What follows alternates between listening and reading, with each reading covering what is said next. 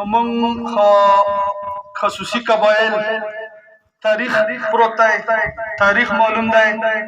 چې موږ د پاکستان دپاره که در په دیره شوي یو، که کډینګ کړي، که متاثرین شوي یو، دا صرف او صرف بله وجه نه وه، دا صرف د پاکستان د دغې خاورې دپاره، د دغې دپاره موږ هجرت کړی وو. او نن هم صدر محفل صاحب چې په غونډه کې څومره خلک ناست دي، نو ټول متاثرین خپل خپل ځایونو له تلي، واحد د دغې علاقې خلک موجوده په دې غونډ پنډال کې هم شته چې نن هم چې کوم دی متاثرین دي. او راجګل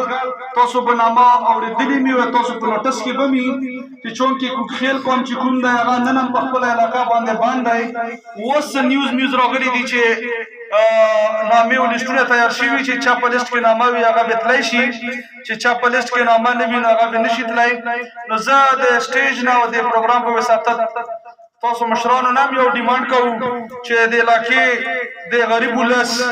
د فریاد مخکې یوسو چې مطلب لیسټ و نه لیسټ څه خبره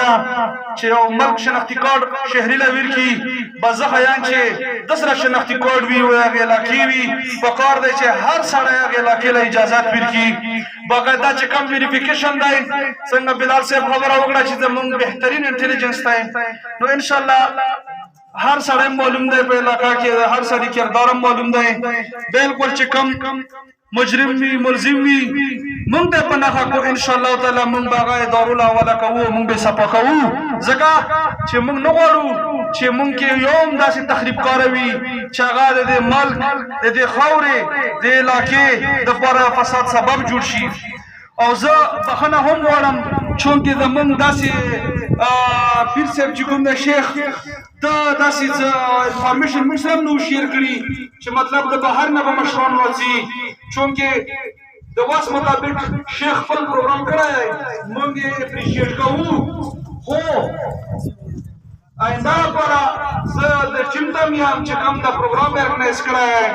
چې داسې پروګرام یې بهر نه ولمانه راځي، نو پکار دی چې یو پراپر کمپین وچلیږي، پکار دی چې یو پراپر انویټیشن وشي، نو خلک هم ډېر وي. او تاسو چې کوم منشور دی کوم میسج دی اب هم د خلکو ته انشاءالله رسېدلی دی، او تاسو چې کوم محنت دی موږ یې ګورو سوشل میډیا په ذریعه، نو موږ اخره کې بیا هم د تاسو نه بخښنه هم غواړو چونکې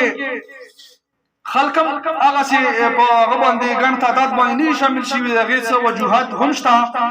او انشاءالله تاسو ته موږ په دې خاوره باندې هر کله ویلو چې تاسو څومره سټرانګ پروګرام کول غواړو،